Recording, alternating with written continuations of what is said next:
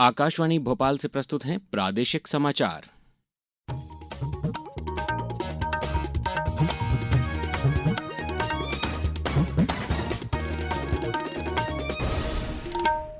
नमस्कार, समाचारों के साथ मैं अभिषेक कटियार। सबसे पहले इस बुलेटिन के मुख्य समाचार। प्रधानमंत्री नरेंद्र मोदी ने देशवासियों से मेक इन इंडिया उत्पादों को बढ़ावा देने का संकल्प लेने का आग्रह किया। मुख्यमंत्री डॉ. मोहन यादव के अतिवृष्टि या बाढ़ प्रभावितों को समुचित राहत पहुंचाने के निर्देश। मेडिकल में प्रवेश के लिए आज देश भर में कई केंद्रों पर नीट पीजी परीक्षा का आयोजन। और मौसम विभाग ने अगले 2 दिनों में प्रदेश में तेज बारिश का अलर्ट जारी किया। अब समाचार विस्तार से। प्रधानमंत्री नरेंद्र मोदी ने कहा है कि भारत दुनिया की तीसरी सबसे बड़ी अर्थव्यवस्था बनने के मार्ग पर अग्रसर है, इसलिए भारत को अपने आर्थिक हितों के प्रति सजग रहना होगा। कल उत्तर प्रदेश के वाराणसी में कई विकास परियोजनाओं के लोकार्पण और शिलान्यास के बाद एक जनसभा में उन्होंने कहा कि इस समय वैश्विक अर्थव्यवस्था कई अनिश्चितताओं और अस्थिरता के दौर से गुजर रही है और सभी देश अपने हितों पर ध्यान दे रहे हैं। ऐसे में नागरिकों का भी यह दायित्व है कि वे स्वदेशी का संकल्प लें। प्रधानमंत्री ने कहा कि हर वह चीज स्वदेशी है जिसमें किसी भारतीय का पसीना और मेहनत शामिल है। उन्होंने देशवासियों को वोकल फॉर लोकल का मंत्र अपनाकर मेक इन इंडिया उत्पादों को बढ़ावा देने का संकल्प लेने का आग्रह किया। और जो चीज भारत के लोगों के कौशल्य से बनी है, भारत के लोगों के पसीने से बनी है, हमारे लिए वह स्वदेशी है। हमें वोकल फॉर लोकल मंत्र को अपनाना होगा। हम संकल्प लें कि हम मेक इन इंडिया प्रोडक्ट्स को ही बढ़ावा देंगे। हमारे घर में जो भी नया सामान आएगा वो स्वदेशी ही होगा। ये जिम्मेदारी हर देशवासी को लेनी होगी। मुख्यमंत्री डॉ. मोहन यादव ने अधिकारियों को निर्देश दिए हैं कि अतिवृष्टि या बाढ़ प्रभावितों को कोई भी कठिनाई न आने पाए। उन्होंने कहा कि प्रदेश के अतिवृष्टि वाले जिलों में अब तक 3,628 नागरिकों को सुरक्षित रूप से रेस्क्यू किया गया। उन्होंने बताया कि बारिश थमने के साथ कुछ नागरिक अपने अपने घरों को चले गए हैं, परंतु अब भी 53 राहत शिविरों में 3,065 प्रभावितों को रखकर उन्हें सभी प्रकार की जरूरी मदद जैसे खाना पीना, दवाइयां, कपड़े आदि मुहैया कराए जा रहे हैं। जल्द सर्वे पूरा कर पीड़ितों को उनके नुकसान की समुचित भरपाई की जाएगी। अतिवृष्टि वाले जिलों में कलेक्टर्स के द्वारा अब तक 28.49 करोड़ रुपए की राहत राशि वितरित की गई है। प्रदेश में अब तक लगातार 711 मिलीमीटर वर्षा हो चुकी है, जो सामान्य से 59% अधिक है। ये सामान्य से अधिक वर्षा भी कम समय में तेजी से हुई है। प्रदेश के कुल 40 जिलों में सामान्य से अधिक वर्षा हुई है। शेष 9 जिलों में सामान्य वर्षा एवं 2 जिलों में सामान्य से कम वर्षा हुई है। केंद्रीय कृषि मंत्री शिवराज सिंह चौहान ने कहा है कि अमेरिका जैसे देशों के कृषि उत्पादों के सस्ते निर्यात के लिए भारतीय कृषि बाजार के दरवाजे खोलने की कोशिश की गई थी, लेकिन इसे नाकाम कर दिया गया। श्री चौहान ने इसके लिए प्रधानमंत्री नरेंद्र मोदी और भारत सरकार का आभार व्यक्त करते हुए कहा कि राष्ट्रीय हित को प्राथमिकता देकर किसानों के हितों की रक्षा की गई है।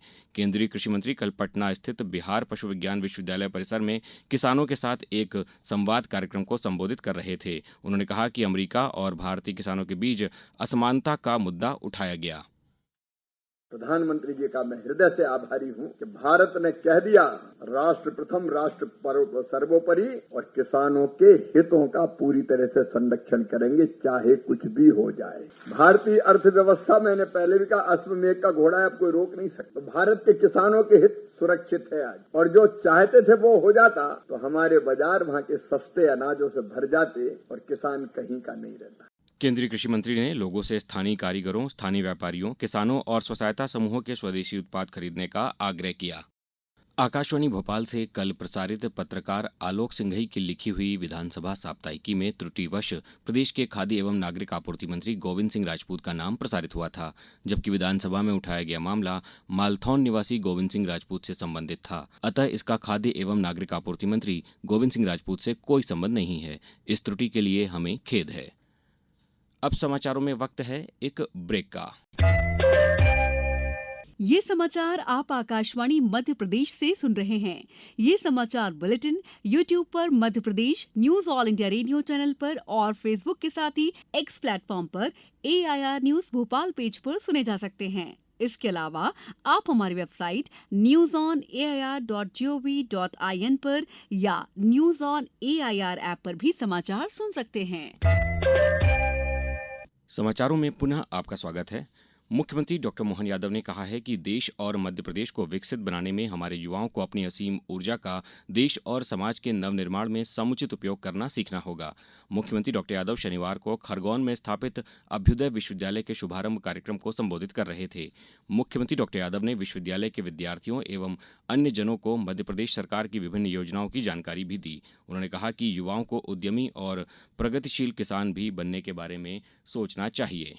मैं युवा शक्ति से कह रहा हूँ, हम में से अगर मैं एक हाथ खड़े कराऊंगा तो आप में से सब लोग, कोई कहेगा मैं आईएएस बनूंगा, मैं आईपीएस बनूंगा, मैं सरकारी नौकरी करूंगा। ये सपने जरूर देखो, लेकिन इसके अलावा भी मैं एक उद्योगपति बनूंगा, मैं आदर्श किसान बनूंगा, मैं आदर्श शिक्षक बनूंगा, मैं आदर्श नेता बनूंगा। ये संकल्प भी हमको लेके चलने की आवश्यकता है। सुप्रीम कोर्ट की सड़क सुरक्षा समिति के अध्यक्ष और सर्वोच्च न्यायालय के पूर्व न्यायाधीश अभय मनोहर सप्रे ने कहा है कि मध्य प्रदेश सड़क हादसों में पूरे देश में दूसरे नंबर पर है। सड़क सुरक्षा समिति की बैठक की अध्यक्षता करते हुए न्यायमूर्ति श्री सप्रे ने कहा कि सड़क दुर्घटनाओं में होने वाली मृत्यु के लिए बिना हेलमेट सीट बेल्ट के यात्रा, अधिक गति से गाड़ी चलाना प्रमुख कारण है। उन्होंने कहा कि खराब इंजीनियरिंग तथा गुणवत्ताहीन सड़कों के निर्माण के लिए संबंधितों के विरुद्ध कठोर कार्रवाई सुनिश्चित की जाए। उन्होंने नर्मदापुरम जिले में पिछले 5 वर्षों में हुए हादसों और उनके कारण तथा हादसों के दौरान हुई मृत्यु और इस दौरान सड़क सुरक्षा से जुड़े पहले के मामलों में किए गए सुधार कार्य की जानकारी ली। प्रधानमंत्री नरेंद्र मोदी द्वारा प्रधानमंत्री किसान सम्मान निधि योजना की 20वीं किस्त का अंतरण कल उत्तर प्रदेश के वाराणसी से वर्चुअल किया गया। कलेक्टर कार्यालय इंदौर में आयोजित जिले के मुख्य कार्यक्रम में जल संसाधन मंत्री तुलसीराम सिलावट और सांसद शंकर लालवानी उपस्थित थे। वाराणसी में आयोजित इस कार्यक्रम में 20वीं किस्त के रूप में देश के 9 करोड़ 70 लाख किसानों को लगभग 20,500 करोड़ रुपए की राशि वितरित की गई। वहीं प्रदेश में इस योजना से कुल 87,93,000 किसान 7,039 करोड़ की राशि से लाभान्वित हुए। इंदौर जिले के 75,368 पंजीकृत पात्र किसानों के बैंक खातों में 15 करोड़ 7,36,000 रुपए की राशि अंतरित की गई। मेडिकल में प्रवेश के लिए आज देश भर के कई केंद्रों पर नीट पीजी परीक्षा का आयोजन होगा। लगभग 2.5 लाख परीक्षार्थी सवेरे 9 बजे से दोपहर 12:30 बजे तक एक ही पाली में परीक्षा देंगे। ये परीक्षा कंप्यूटर आधारित है। परीक्षार्थी को अपने साथ सभी अनिवार्य दस्तावेज ले जाना आवश्यक है, अन्यथा अभ्यर्थी को परीक्षा केंद्र में प्रवेश से वंचित किया जा सकता है। अब खबर मौसम की। प्रदेश में पिछले 2 दिन की राहत के बाद एक बार फिर मानसून सक्रिय हो रहा है। मौसम विभाग ने अगले 2 दिनों में राज्य के कुछ जिलों में बारिश की संभावना के साथ अलर्ट जारी किया है। विभाग के अनुसार राजधानी भोपाल समेत इंदौर, ग्वालियर, जबलपुर और उज्जैन जैसे शहरों में हल्की से मध्यम बारिश हो सकती है। अगले 24 घंटों में ग्वालियर, चंबल और सागर संभाग के जिलों में भारी बारिश होने के साथ ही टीकमगढ़, गुना और निवाड़ी सहित कई जिलों में तेज हवाएं चलने और आकाशीय बिजली गिरने की चेतावनी जारी की गई है। क्रिकेट की खबर में लंदन में एंडरसन तेंदुलकर क्रिकेट श्रृंखला के 5वें और अंतिम टेस्ट मैच के चौथे दिन आज इंग्लैंड 1 विकेट पर 50 रन से आगे खेलेगा। भारत ने इंग्लैंड को जीत के लिए 374 रन का लक्ष्य दिया है। जवाब में इंग्लैंड ने कल तीसरे दिन दूसरी पारी में 1 विकेट पर 50 रन बना लिए थे। अब कुछ समाचार संक्षेप में। मंडला जिले में आज जिला भाजपा कार्यालय में वन नेशन वन इलेक्शन विषय पर एक विशेष बैठक का आयोजन किया गया है। इंदौर जिले में युवा संगम कार्यक्रम के तहत कल आईटीआई नंदानगर में रोजगार मेले का आयोजन किया जाएगा। आगरमालवा जिले में आयोजित शिविर में कल विद्यार्थियों को रक्तदान की उपयोगिता, नियमित स्वास्थ्य परीक्षण से जुड़ी जानकारियां दी गईं। जबलपुर जिले में मध्य प्रदेश जन अभियान परिषद विकासखंड पनागर द्वारा नवांकुर सखी हरियाली यात्रा कार्यक्रम का आयोजन नर्मदेश्वर महादेव मंदिर प्रांगण ग्राम जटवा में किया गया। पन्ना जिले में कल आगामी पर्वों को ध्यान में रखते हुए खाद्य सुरक्षा प्रशासन की टीम ने खाद्य दुकानों का औचक निरीक्षण कर सामग्री के नमूने लिए। और बुरहानपुर जिले में ई कृषि यंत्र अनुदान पोर्टल पर हैप्पी सीडर, सुपर सीडर और स्मार्ट सीडर यंत्रों के लिए आवेदन आमंत्रित किए गए हैं, जिसका चयन लॉटरी पद्धति से किया जाएगा। इस बुलेटिन में बस इतना ही। अगला बुलेटिन दोपहर 2:10 पर। नमस्कार।